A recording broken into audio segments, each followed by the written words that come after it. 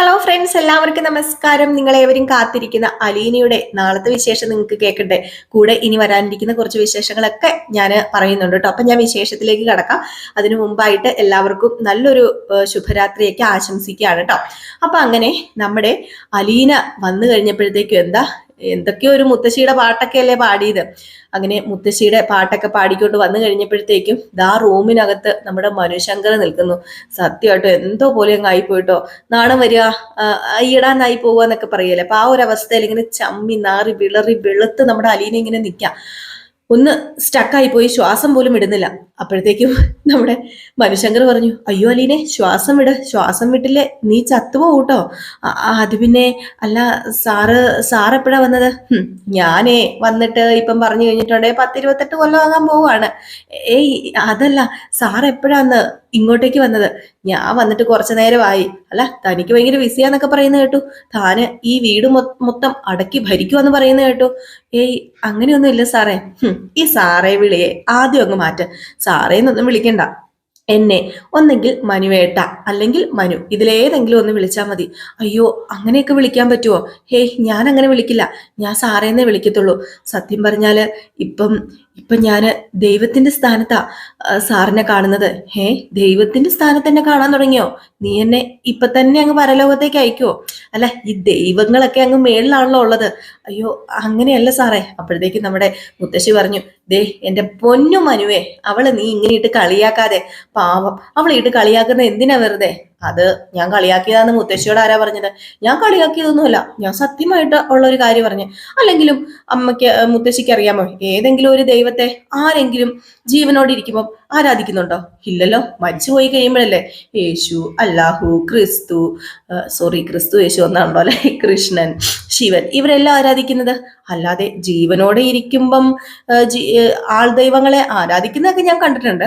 പക്ഷെ അത്ര ഒരു പൊട്ടിയാണ് ഈ പറയുന്ന അലീന എന്ന് എനിക്ക് തോന്നുന്നില്ല. അതും കൊണ്ട് ഞാൻ അങ്ങ് പറഞ്ഞാന്ന് പറഞ്ഞപ്പോ, അയ്യോ ഞാൻ അങ്ങനെ ഉദ്ദേശിച്ചല്ല സാറേ. ഞാന് എങ്ങോട്ട് പോകും, എവിടെ പോകും എന്നൊന്നും അറിയാതെ നിൽക്കുന്ന ആ ഒരു സമയത്ത് ഒരു ദൈവദൂതനെ പോലെയാ സാറ് വന്നത്. ഇവിടുത്തെ കുഞ്ഞിരാമമേനോൻ അദ്ദേഹം മരിച്ചുവെന്ന് അറിഞ്ഞപ്പോൾ ഇനി എന്നെ കൊണ്ടുപോകാൻ ആരും വരില്ലെന്ന് ഓർത്താ ഞാൻ ഇരുന്നത്. പക്ഷേ സാറ് എന്നെ ഇങ്ങോട്ടേക്ക് കൊണ്ടുവന്നില്ലേ, ഒരിടവും ഇല്ലായിരുന്നു എനിക്ക് പോകാന്. ഇപ്പം ഇവിടുത്തെ എല്ലാവരും എൻ്റെ സ്വന്തം പോലെ തന്നെയാ. ഓഹോ, അങ്ങനെ സ്വന്തമാക്കി കഴിഞ്ഞോ? അല്ല, അതല്ല സാറേ. മതി, ഈ സാറേ എന്നുള്ള വിളി ആദ്യം നിർത്ത്. അത് കേൾക്കുമ്പം എന്തോ ഞാനേ ഈ സാറോ കൂറുവൊന്നുമല്ല. എന്നെ സാറേന്ന് വിളിക്കേണ്ട. ഒന്നെങ്കിൽ മനു അല്ലെങ്കിൽ മനുവേട്ട, ഇതിലേതെങ്കിലും ഒന്ന് വിളിച്ചാൽ മതി. അപ്പോഴത്തേക്കാണ് നമ്മുടെ മുത്തശ്ശി പറഞ്ഞത്, അലീനെ അവനെ മനുവേട്ടാന്നങ്ങ് വിളിക്കുക, അല്ലെങ്കിൽ ഏട്ടാന്നോ വല്ലതും വിളിച്ചോ. ഇനിയിപ്പം അവൻ ഇഷ്ടമല്ലെങ്കിൽ പിന്നെ എന്തിനാ സാറേന്ന് വിളിക്കുന്നത്? അപ്പോഴത്തേക്കും ആയിക്കോട്ടെ മുത്തശ്ശി എന്നിങ്ങനെ പറയാണ്. അപ്പോഴത്തേക്കും നമ്മുടെ മനു പറഞ്ഞു, എങ്ങനെയുണ്ട് ഇവിടത്തെ വാസമൊക്കെ, സുഖമാണോ? ഞാന് മുത്തശ്ശീനെ നോക്കാനാണല്ലോ നിന്നെ ഇവിടെ കൊണ്ടുവന്നത്. എന്നിട്ട് മുത്തശ്ശീനെ നീ വേണ്ടത്ര രീതിയിൽ നോക്കുന്നില്ലെന്ന് മുത്തശ്ശി പറഞ്ഞല്ലോ, ശരിയാണോ? നീ വീട്ടുപണിയൊക്കെയാണ് ചെയ്യുന്നത്, മുത്തശ്ശീനെ തീരെ നോക്കുന്നില്ലെന്ന്. അയ്യോ, ഞാൻ മുത്തശ്ശീനെ നോക്കുന്നുണ്ട്. കണ്ണും കൊണ്ട് നോക്കിയാ പോരാ, മുത്തശ്ശീനെ നന്നായിട്ട് നോക്കണം. മുത്തശ്ശി എന്നോട് പറഞ്ഞു നീ നോക്കുന്നില്ലെന്ന്. ഇല്ല, മുത്തശ്ശി ഒരിക്കലും അങ്ങനെ പറയില്ലെന്ന് എനിക്കറിയാം. മുത്തശ്ശിക്ക് എന്നെ ഒരുപാട് ഇഷ്ടമാണെന്നും എനിക്കറിയാം. ഓഹോ, അപ്പൊ അത്രയ്ക്ക് ഇതായല്ലേ മുത്തശ്ശിയും ഈ മോളും തമ്മിലുള്ള ബന്ധം. അല്ല, ഇനിയിപ്പം കൊച്ചുമോളായിട്ട് ഏറ്റെടുത്തോ ഈ കാണുന്ന മുത്തശ്ശി? എനിക്കൊരു സംശയമുണ്ട് നിങ്ങൾ തമ്മിലുള്ള ബന്ധവും ആ ഒരു സംസാര രീതിയും. അല്ല, മുത്തശ്ശീനെ കുറിച്ച് പാട്ടൊക്കെ പാടിക്കൊണ്ടാണല്ലോ വരുന്നത്. അല്ല, പാട്ട് ഏതായിരുന്നു? ആ പാട്ട് ഞാൻ മറന്നുപോയല്ലോ, ഒന്നുകൂടെ പാടാമോ? അത് പിന്നെ ഞാൻ വെറുതെ പാടിയതാ, എനിക്ക് പാട്ട് പാടാനൊന്നും അറിയില്ല. പാട്ട് പാടാൻ അറിയില്ലല്ലേ, പക്ഷെ നന്നായിട്ടാ പാട്ട് പാടിയത്. ഏതായാലും അലീന പാട്ടൊക്കെ പാടിക്കൊണ്ട് വന്നല്ലേ, ഇപ്പം ചെയ്തുകൊണ്ടിരുന്ന പണി അങ്ങ് നടക്കട്ടെ. ഞാനേ ആന്റീനെ ഒന്ന് പോയി കാണട്ടെ. അല്ല, ചായ എന്തെങ്കിലും എടുക്കണമെങ്കിൽ ചായ മാത്രം പോരാ, എനിക്ക് നല്ല വിശപ്പുണ്ട്. ഇന്ന് ബ്രേക്ക്ഫാസ്റ്റിന് എന്താണെന്ന് വെച്ചാൽ അത് നേരെ എടുത്തുകൊണ്ട് വന്നോ, എനിക്ക് നല്ല വിശപ്പാ, ഞാൻ ഒന്നും കഴിക്കാതെ വന്നത്. അതെന്താ, ഇപ്പൊ ഞാൻ എടുക്കാമല്ലോ എന്നും പറഞ്ഞ് നേരെ അടുക്കളയിലേക്ക് പോവാണ് കേട്ടോ. അപ്പോഴത്തേക്ക് നമ്മുടെ മുത്തശ്ശി പറഞ്ഞു, എന്താടാ മനു ആ കുട്ടിയിട്ട് കുരങ്ങ് കളിപ്പിക്കുന്നത്? എന്തിനാടാ ആ കുട്ടിയിട്ട് കുരങ്ങ് കളിപ്പിക്കുന്നത്? ഏയ് വെറുതെ അല്ലേ മുത്തശ്ശി, അവക്കൊരു എന്റർടൈൻമെന്റ് വേണ്ടേ? നിന്റെ ഒരു എന്റർടൈൻമെന്റ്, ചെറുക്കനെ ഇച്ചിരി കളി കൂടുന്നുണ്ട്. ആ പെക്കൊച്ചിനെ കണ്ടപ്പോ മുതൽ ചെറിയൊരു ഇളക്കമുണ്ട്, ഞാൻ കണ്ടതാ. എന്തിളക്കം, എവിടെ ഇളക്കം? ദേ ഈ പ്രായമൊക്കെ കഴിഞ്ഞ് വന്നതാട്ടോ ഈ ഇരിക്കുന്ന ആള്, അറിയാലോ നിനക്ക്. ഇതല്ല, ഇതിനപ്പുറം കളികളെ ഞാൻ കണ്ടിട്ടുണ്ട്. എന്നിട്ട് അവന് ദേ എന്താ കാണിക്കുന്നത്? അയ്യോ, ഒന്നും അറിയത്തില്ലാത്ത പാവം പൈതല്. ദേ ആ പെങ്കൊച്ചിനെ വല്ലോ നീ നോട്ടം ഇട്ടാലുണ്ടല്ലോ, ഞാൻ വെറുതെ ഒന്ന് പറഞ്ഞതാ. അപ്പോഴത്തേക്കും അവൻ കേറി അങ്ങോട്ട് അതേ തൂങ്ങി പിടിച്ചു. ഏയ് മുത്തശ്ശി, പോ മുത്തശ്ശി ഒന്ന്, ഞാൻ അങ്ങനെയൊന്നും മനസ്സിൽ പോലും ചിന്തിച്ചിട്ടില്ല. ഇനിയിപ്പൊ ചിന്തിച്ചാൽ തന്നെ ഇത്ര കുഴപ്പമുണ്ടോ? മുത്തശ്ശി പറയുന്ന പോലെ നല്ല വൃത്തിയും വെടുപ്പും അതുപോലെ കാണാൻ സുന്ദരി, പിന്നെ എന്താ പ്രശ്നം ഇരിക്കുന്നത്? ഒരു പ്രശ്നമില്ലല്ലോ. ഒരു പ്രശ്നമില്ല. നിന്റെ കമലയുണ്ടല്ലോ, ആ പെങ്കൊച്ചിനെ കൊന്നു തിന്നും. അതിനെ എങ്ങനെ നിന്റെ വീട്ടിൽ കൊണ്ടുപോയാല് വിട്ടുപോടാ, പോയി വല്ല ബ്രേക്ക്ഫാസ്റ്റ് കുടിക്കടാ എന്ന് പറഞ്ഞിട്ട് നമ്മുടെ മുത്തശ്ശി അങ്ങ് വിടുകയാണ് കേട്ടോ. നമ്മുടെ മനു നേരെ പോവാണ്. ഏതായാലും മനു നേരെ ചെല്ലുന്നത് നമ്മുടെ വൈജയുടെ അടുത്തേക്ക് തന്നെയാണ്. അപ്പൊ വൈജ, നീ എപ്പോഴാ മനു വന്നത്? അത് ഞാൻ ഇന്നലെ രാത്രി വന്നായിരുന്നു. മുത്തശ്ശീനെ കാണാൻ വേണ്ടി വന്നായിരിക്കൂലേ? അതെ, മുത്തശ്ശീനെ കാണാൻ വേണ്ടി വന്നാ. അല്ല, ഞാൻ ആന്റിക്ക് കൊണ്ടുതന്ന വേലക്കാരി എങ്ങനെയുണ്ട്? വേലക്കാരി എന്നല്ല കേട്ടോ പറയുന്നത്, ഹോം നേഴ്സ് എങ്ങനെയുണ്ട്? നല്ല രീതിയിൽ തന്നെയാണോ പോകുന്നത്? ആ പെങ്കൊച്ചിന് എന്തെങ്കിലും കുഴപ്പമുണ്ടോ? അല്ല, അത് ചോദിക്കാൻ കാരണമേ ആന്റിക്ക് ഇഷ്ടപ്പെട്ടോന്ന് അറിയാനാ. മാറ്റണമെങ്കിൽ നമുക്ക് മാറ്റാം. ഓ എന്റെ പൊന്നടാവേ, നീ എന്ത് പണിയാടാ നീ തന്നത്? ഇത്രയും ചെറുപ്പക്കാരിയായ വേലക്കാരികളെ നമ്മള് വീട്ടിൽ കയറ്റി താമസിപ്പിക്കാൻ കൊള്ളുവോ? അതൊന്നും അത്രയ്ക്ക് നല്ല കാര്യമല്ല. ഞാൻ ഇച്ചിരി പ്രായവും പക്വതയും ഒക്കെ ഉള്ളൊരു ആളെയാ പ്രതീക്ഷിച്ചത്. അപ്പോഴേക്കും ദേ ഒരു അനാഥ പെണ്ണിനെ വിളിച്ചോണ്ട് വന്നിരിക്കുന്നു. നിനക്കറിയാമോ, ഇവിടെ വരുന്നവരും പോകുന്നവരും ഒക്കെ ഉണ്ടല്ലോ ചോദിക്കുക, ആ കാണുന്നത് എന്റെ മോളാണോ എന്ന്. എന്റെ തൊലി അങ്ങ് ഉരിഞ്ഞു പോയി. ഇത് കേട്ടുകൊണ്ട് നമ്മുടെ അലീന അടുക്കളയിൽ നിൽക്കുകയായിരുന്നു. അടുക്കളയിൽ നിന്നപ്പോഴത്തേക്കും അലീന ആദ്യം ഒന്ന് സന്തോഷത്തോടു കൂടി ഇങ്ങനെ മനസ്സിൽ വിചാരിക്കുക, അപ്പം എൻ്റെ അമ്മേനെ കണ്ടപ്പം എൻ്റെ അമ്മയാണെന്ന് അവർക്ക് തോന്നി കാണുമല്ലേ? അപ്പം ഞാനും അമ്മയും ഒരുപോലെയാണോ ഇരിക്കുന്നത്? എൻ്റെ ഈശ്വര, ഞാന് എൻ്റെ അമ്മയുടെ മോളാണെന്നങ്ങ് പറഞ്ഞാലോ? അയ്യോ വേണ്ട, അത് പറഞ്ഞു കഴിഞ്ഞിട്ടുണ്ടെങ്കിൽ അമ്മയ്ക്ക് അത് പ്രശ്നമാകും. വേണ്ട. എങ്കിലും അമ്മയുടെ മോളാ അമ്മേ. ഞാൻ അമ്മയോട് ചോദിച്ചത് സത്യം അമ്മേ. അമ്മയുടെ സ്വന്തം മോളാ ഞാൻ. അമ്മയുടെ രക്തത്തിൽ പിറന്ന, അമ്മയുടെ വയറ്റിൽ പിറന്ന മോളാ ഞാന്. പക്ഷെ എനിക്കത് അമ്മയോട് പറയാൻ പറ്റില്ലല്ലോ അമ്മേ എന്നും പറഞ്ഞുകൊണ്ട് അലീന നിറ കണ്ണുകളുമായിട്ട് ഇരിക്കുകയാണ്. അപ്പോഴത്തേക്കുമാണ് പെട്ടെന്ന് വൈജ, അലീനെ കുറെ നേരമായല്ലോ, ദേ ബ്രേക്ക്ഫാസ്റ്റ് എടുത്തേ. ഞാനിവിടെ വന്നിരിക്കാന്ന് തുടങ്ങിയിട്ട് കുറെ നേരമായി. ബ്രേക്ക്ഫാസ്റ്റ് എടുക്കുമ്പം ദേ മനു വന്നിട്ടുണ്ട്, മനുവിനും കൂടെ എടുക്കണം കേട്ടോ. എടുക്കാം മേഡം എന്ന് പറഞ്ഞിട്ട് നമ്മുടെ അലീന ബ്രേക്ക്ഫാസ്റ്റ് ഒക്കെ എടുത്തോണ്ട് വരികയാണ്. അങ്ങനെ ബ്രേക്ക്ഫാസ്റ്റ് ഒക്കെ എടുത്തോണ്ട് വന്ന് വിളമ്പിയൊക്കെ വെച്ചിട്ട് നമ്മുടെ അലീന ഇങ്ങനെ നിൽക്കുകയാണ് കേട്ടോ. അപ്പോഴേക്കും അലീനോട് പറഞ്ഞു, അല്ല നീ എന്താ ഇവിടെ നിൽക്കുന്നത്? ഓഹോ, ദേ മര്യാദയ്ക്ക് അടുക്കളയിൽ പൊക്കോ. ഞാൻ നിന്നോട് പറഞ്ഞിട്ടുണ്ട്, ആരെങ്കിലും വരുമ്പോ പുറത്തിറങ്ങി വരാൻ പാടില്ലെന്ന്. ഇപ്പം ബ്രേക്ക്ഫാസ്റ്റ് കൊണ്ടുവയ്ക്കാൻ പറഞ്ഞ ബ്രേക്ക്ഫാസ്റ്റ് കൊണ്ടുവച്ചിട്ട് കുനിഞ്ഞ് നേരെ കിച്ചണിലേക്ക് പോവുക ചെയ്യേണ്ടത്. അല്ലാതെ ദേ ഇനി ഇത് ആവർത്തിച്ചേക്കരുത് എന്ന് പറഞ്ഞു കേട്ടോ. ആയിക്കോട്ടെ മേഡം എന്ന് പറഞ്ഞിട്ട് നമ്മുടെ അലീന അങ്ങ് കയറിപ്പോ ഒരുപാട് വഴക്ക് പറയുന്നുണ്ട് കേട്ടോ. മനുവിന്റെ മുമ്പിൽ വെച്ച് ഒരുപാട് ദ്രോഹിക്കുന്നുണ്ട്. അപ്പോഴേക്കും മനു ചോദിക്കുന്നുണ്ട്, അല്ല എന്താ ആന്റി ഇത്? ആന്റി എന്തിനാ ഇങ്ങനെ ആ പെങ്കൊച്ചിനെ വഴക്ക് പറയുന്നത്?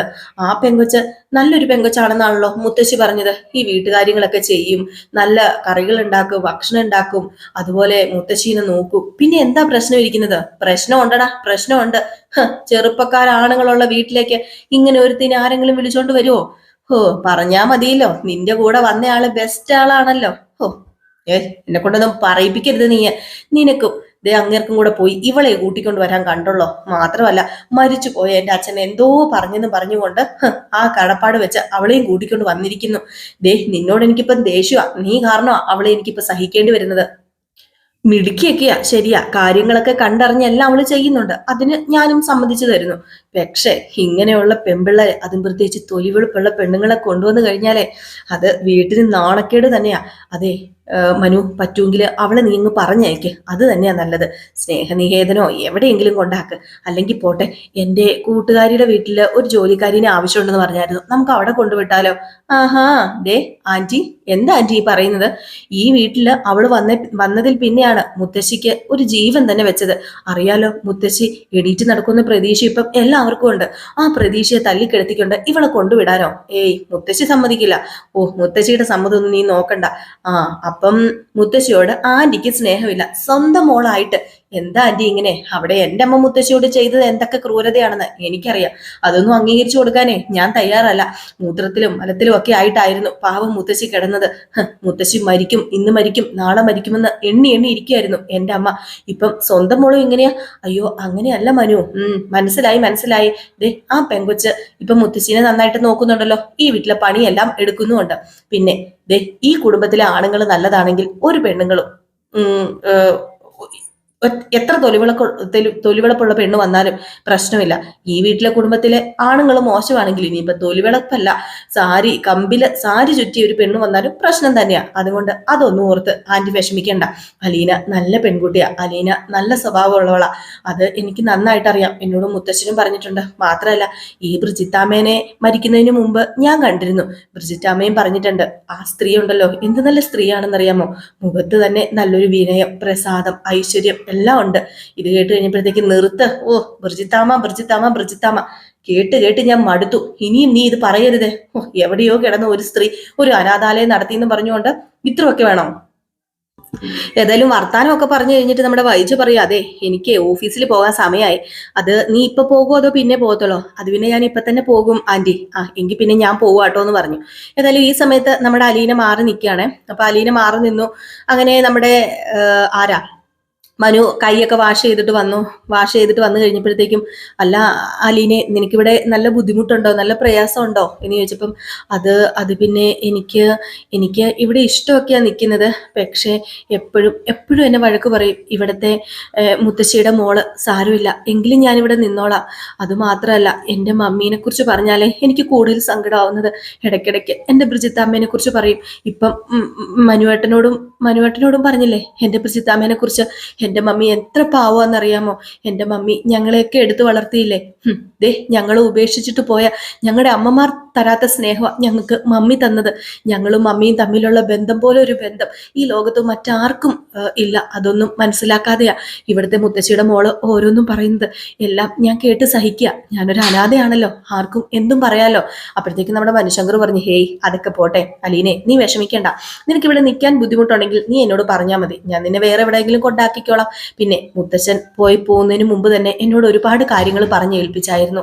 നിന്നെ നോക്കിക്കോണം, നിനക്ക് ഒരു ജോലി മേടിച്ച് കൊടുക്കണം, എപ്പോഴും നിന്റെ കൂടെ നിന്റെ തണലായിട്ട് കാണണം.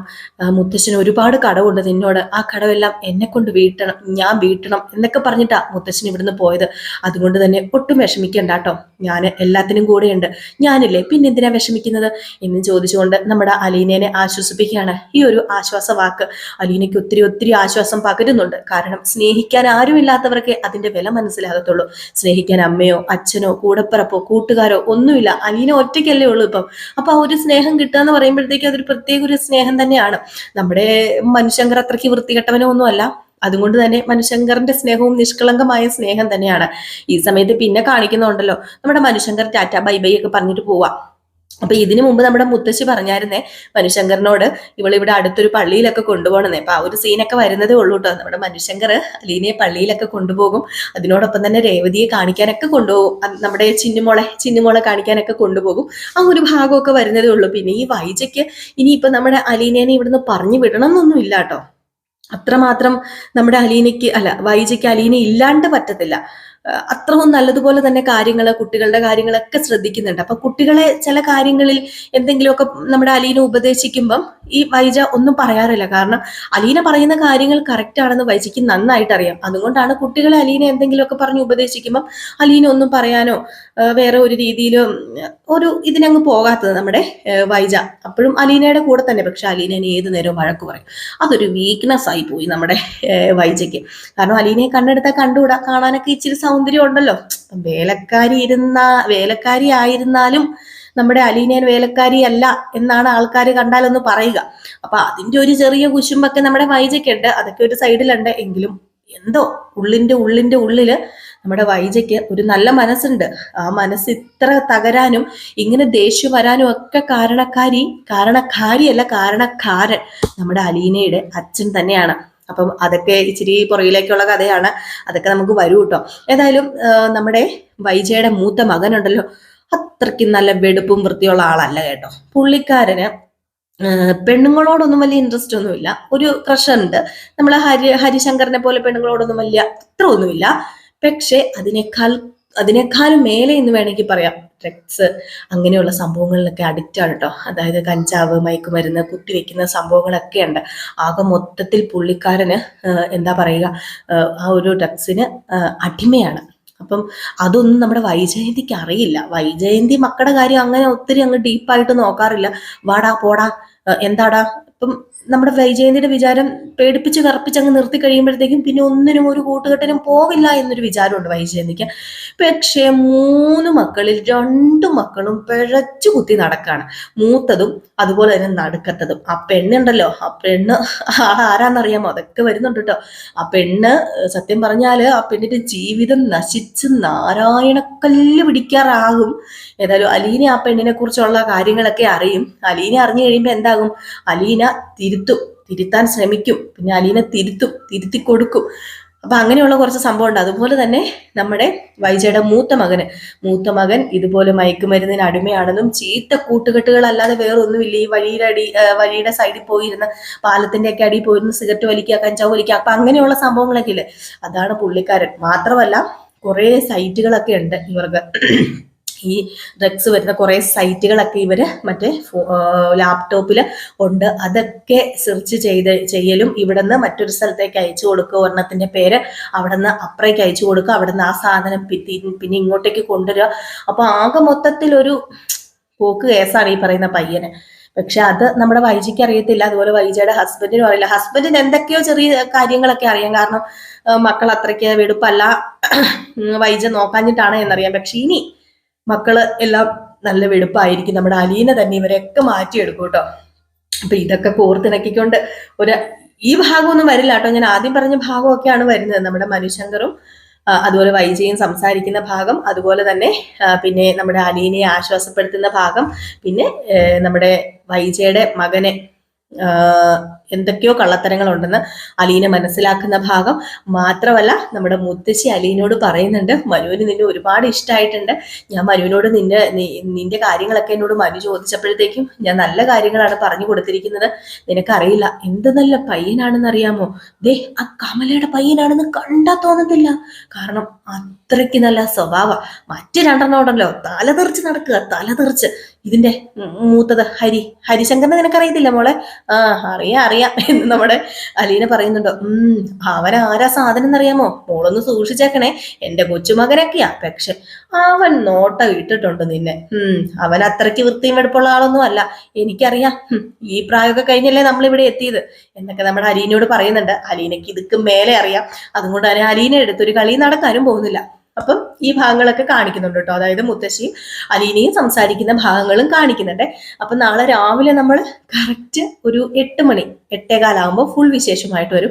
ഫുൾ വിശേഷം കാണാൻ ആൾക്കാർ കുറവാ. പ്രേമവിശേഷം ഒത്തിരി പേരൊക്കെ കാണുന്നുണ്ട്. പക്ഷെ ഫുൾ വിശേഷം ആരും കാണുന്നില്ല, എന്താണെന്ന് അറിയത്തില്ല. അതെന്താ നിങ്ങൾ ഫുൾ വിശേഷം കാണുന്ന പ്രേമവിശേഷം കണ്ടങ്ങ് നിർത്തുകയാണോ? നമ്മൾ ഫുൾ വിശേഷം ഇടുന്ന മൊത്തം ഡയലോഗ് സഹിതം നമ്മൾ പറയാറുണ്ട്, നമ്മുടെ മെയിൻ ചാനലിൽ ചെയ്യുന്നത് പോലെ തന്നെ. അതുപോലെ തന്നെ നമ്മൾ അലീനയുടെയും വിത്ത് ഡയലോഗ്, അതായത് നമ്മൾ അതേ മ്യൂസിക് മാത്രം ഇല്ലെന്നേ ഉള്ളൂ, ഡയലോഗ് സഹിതമാണ് പറയുന്നത് കേട്ടോ. അപ്പൊ അതുകൊണ്ട് ഫുൾ വിശേഷം എന്ന് പറയുന്നത് ഇതിപ്പോ നമ്മൾ പ്രമോ ചുരുക്കി കൂട്ടി ഇപ്പൊ ഞാൻ ഇനിയിപ്പോ നടക്കാൻ പോകുന്ന കുറച്ച് ഭാഗമൊക്കെ ഇതിനകത്ത് ഇൻക്ലൂഡ് ചെയ്ത് പറഞ്ഞിട്ടുണ്ട്. അപ്പം രണ്ടെണ്ണത്തിന്റെ വ്യത്യാസം നിങ്ങൾക്ക് മനസ്സിലാവുമല്ലോ. അപ്പം രാവിലെയും കേൾക്കാൻ താല്പര്യമുള്ളവർ കേൾക്കോ, ഞാൻ നിർബന്ധിക്കുന്നതല്ല, കേൾക്കാൻ താല്പര്യമുള്ളവർ രാവിലെയും കേൾക്കാം കേട്ടോ. അപ്പം എല്ലാവരും കാത്തിരിക്കുക. എല്ലാവർക്കും വീണ്ടും നല്ലൊരു ശുഭരാത്രി നേർന്നുകൊണ്ട് നിർത്തുകയാണ്. പിന്നെ ഇതിന്റെ കൂടെ എനിക്കൊരു കാര്യം പറയാനുള്ളത്, നമ്മുടെ മെയിൻ ചാനലിൽ നമ്മൾ കുറച്ച് ക്ലോത്തിങ്ങിന്റെ ബിസിനസ് ഒക്കെ ആയിട്ട് വന്നിട്ടുണ്ടായിരുന്നു. അപ്പൊ നമ്മൾ അതിപ്പോഴും ചെയ്യുന്നുണ്ട്. ഞാൻ എൻ്റെ ഇൻസ്റ്റാഗ്രാം പേജ് വഴിയാണ് കൂടുതൽ ഓർഡേഴ്സ് എടുക്കുന്നത്. നമുക്ക് യൂട്യൂബിലും അത്യാവശ്യം ഓർഡേഴ്സ് ഒക്കെ വരുന്നുണ്ട്. എന്നാലും ഇൻസ്റ്റാഗ്രാം പേജ് വഴിയാണ് കൂടുതൽ ഓർഡേഴ്സ് എടുക്കുന്നത്. അപ്പൊ നമ്മളൊരു പുതിയ പേജ് തുടങ്ങിയിട്ടുണ്ട്. ജിൽഹാരിയ എന്നാണ് നമ്മുടെ ക്ലോത്തിങ് ബ്രാൻഡിന്റെ പേര്, ജിൽഹാരിയ ബൈ ഹരിത. അപ്പം ആ ഒരു ക്ലോത്തിങ് ബ്രാൻഡാണ്. അപ്പം നമ്മളിപ്പം നല്ല രീതിയിൽ തന്നെ മുന്നോട്ടേക്ക് കൊണ്ടുപോകുന്നുണ്ട്. ഇനിയും അത് നല്ല രീതിയിൽ മുന്നോട്ടേക്ക് കൊണ്ടുപോയി ഒരു വലിയൊരു ക്ലോത്തിങ് ബ്രാൻഡൊക്കെ ആക്കി മാറ്റാനാണ് ഞാൻ ആഗ്രഹിക്കുന്നത്. അപ്പം നിങ്ങൾ എൻ്റെ കൂടെ ഒന്ന് നിന്നേക്കണം കേട്ടോ. നിങ്ങൾക്ക് ഇഷ്ടപ്പെടുകയാണെങ്കിൽ കേട്ടോ, നിങ്ങൾക്ക് ഇഷ്ടപ്പെടുകയാണെങ്കിൽ ഇടുന്ന ക്ലോത്തിങ്സ് ഒക്കെ ഇടുന്ന സാരി, കുർത്തീസ്, അതുപോലെ തന്നെ ഇപ്പോൾ ഓണത്തിന്റെ ആയതുകൊണ്ട് ഓണത്തിന്റെ നമ്മുടെ പട്ടുപാവാടയും ബ്ലൗസും സെറ്റും മുണ്ടും സെറ്റ് സാരിയൊക്കെ കൊണ്ടുവരുന്നുണ്ട് കേട്ടോ. അപ്പോൾ ഇഷ്ടപ്പെടുകയാണെങ്കിൽ തീർച്ചയായിട്ടും നിങ്ങൾ നമ്മുടെ ഷോർട്ട് വീഡിയോസിൽ ഒരു നമ്പർ കൊടുത്തിട്ടുണ്ട് ഞാൻ. ആ നമ്പറിൽ കയറിയിട്ട് നിങ്ങൾ ഒന്ന് വാട്സപ്പ് ചെയ്താൽ മതി. നിങ്ങൾക്ക് ഇഷ്ടപ്പെടുന്ന ഐറ്റംസിന്റെ സ്ക്രീൻഷോട്ട് എടുത്ത് എനിക്ക് വാട്സപ്പ് ചെയ്താൽ മതി. ഞാൻ തന്നെയാണ് വാട്സപ്പ് കൈകാര്യം ചെയ്യുന്നത്. അപ്പോൾ ഒന്ന് വാട്സപ്പ് ചെയ്യുകയാണെങ്കിൽ ഞാൻ അതിന്റെ ബാക്കി ഡീറ്റെയിൽസ് ഒക്കെ പറയും. താല്പര്യം ഉണ്ടെങ്കിൽ മേടിക്കാം കേട്ടോ. അപ്പോൾ എല്ലാവർക്കും ടാറ്റ, ബൈ ബൈ. അപ്പം ഒരു ലൈക്ക്, ഒരു ഹൈപ്പ് മറക്കരുത്. നമ്മുടെ ഹൈപ്പ് പുതിയതായിട്ട് വന്നതാണേ, അപ്പൊ അത് മറക്കരുത് കേട്ടോ. ഹൈപ്പും കൂടെ ചെയ്തിട്ട് പോകണം, ലൈക്കും ചെയ്തിട്ട് പോകണം. Tata, bye bye. Okay, see U.